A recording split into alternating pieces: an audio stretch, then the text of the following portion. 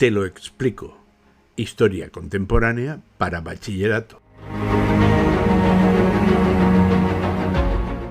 Si quieres saber todo lo que pasa en la República Conservadora dentro de la Revolución Francesa, has llegado al sitio perfecto, porque yo te lo explico. Lo cierto es que, tras la caída de Robespierre, la Convención pasó a estar de nuevo controlada por los sectores burgueses más moderados y se inició el desmantelamiento de todas las medidas políticas y sociales de los jacobinos. A partir de 1794 se prohibieron los clubs jacobinos y se detuvo a gran parte de sus miembros. Se inicia en este momento lo que se llama la Convención Thermidoriana, recordar que Thermidor era el mes de julio en el calendario republicano, y es una convención que va, la Thermidoriana, desde julio de 1794 hasta octubre de 1795. Esa llamada reacción thermidoriana daba, fin a la experiencia, entre comillas, democrática de la Revolución Jacobina.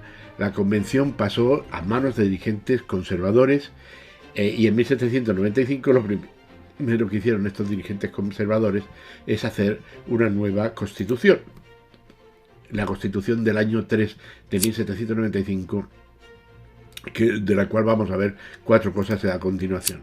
En primer lugar, volvieron al sufragio censitario, y tan censitario que solo 30.000 personas eran las que votaban en las elecciones. Dividieron las cámaras legislativas en 2, como es el caso inglés, una primera cámara que le llamaron el Consejo de los 500 y una segunda cámara que llamaron el Consejo de los Ancianos, más reducida. Y finalmente el gran cambio es el poder ejecutivo, que se concentraba en manos de 5 personas del directorio, que tenían unos poderes bastante amplios. Así que quizá esta será la característica fundamental con respecto a otras, es que el poder ejecutivo era un poder muy importante.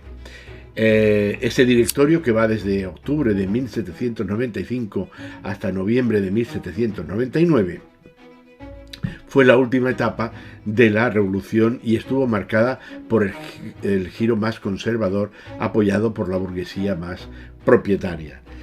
Los motines se sucedieron, o se intentaron suceder, de derecha y de izquierda. Por una parte se produjeron los motines realistas o revueltas realistas, que apagaron y reprimieron duramente a los realistas, a aquellos que querían la vuelta de la monarquía absoluta.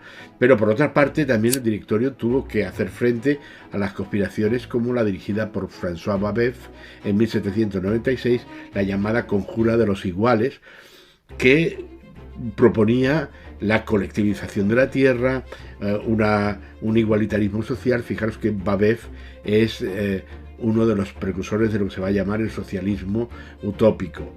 Y fue ejecutado Babeuf en 1797. Lo cierto es que, aunque la situación interior del país era bastante convulsa, como veis, los éxitos militares del exterior del ejército tuvieron un protagonismo político y se convirtieron en, el ejército en el principal garante del orden social. En medio de ese clima de inestabilidad política fue creciendo la idea de que se necesitaba un gobierno fuerte, y uno de los generales más destacados fue Napoleón Bonaparte, que fue el protagonista del golpe de Estado que llevó al ejército al poder el 18 Brumario, el 9 de noviembre de 1799, que dio por terminada la Revolución Francesa.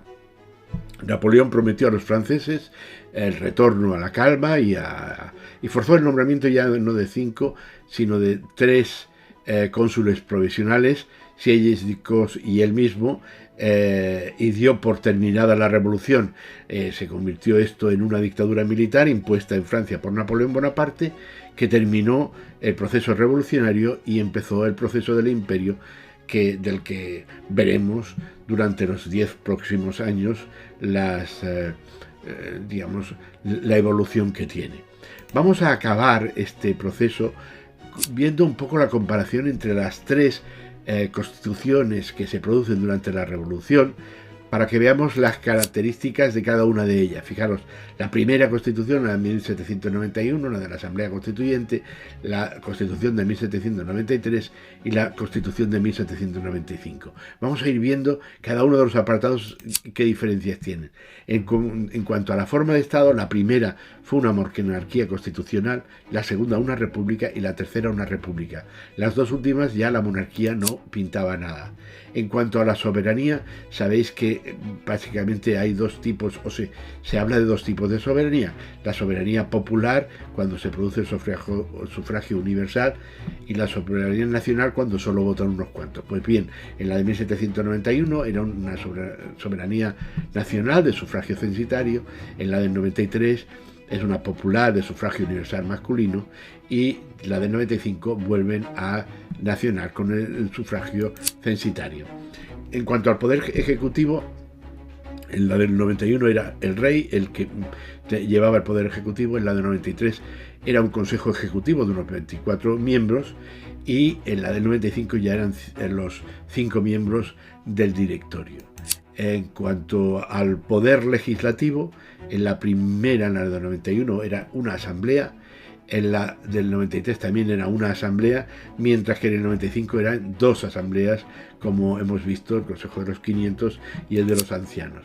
En cuanto al poder judicial, fijaros, la más progresista era la primera, porque los jueces y los, digamos, eran elegidos, eran independientes, eran elegidos por el pueblo, y había un tribunal supremo y un alto tribunal para juzgar a los políticos y a los altos cargos. Mientras que la del 93 eran simplemente tribunales elegidos por el gobierno, y la del 95 los jueces, no todos los tribunales, pero sí los jueces, eran elegidos por el gobierno. Lo cierto es que yo creo que aquí vemos los bandazos de izquierda y de derecha, o sea, de centro, de izquierda y de derecha, que tienen los tres momentos de la Revolución Francesa. Si quieres ver más capítulos, el dedicado a Napoleón, puedes ver nuestro próximo vídeo. Recuerda que es importante que te suscribas para que recibas notificaciones de los vídeos que vamos fabricando, y que en cada vídeo tienes un índice al que puedes ir en las partes que te interesen sin necesidad de verlo entero. Un saludo.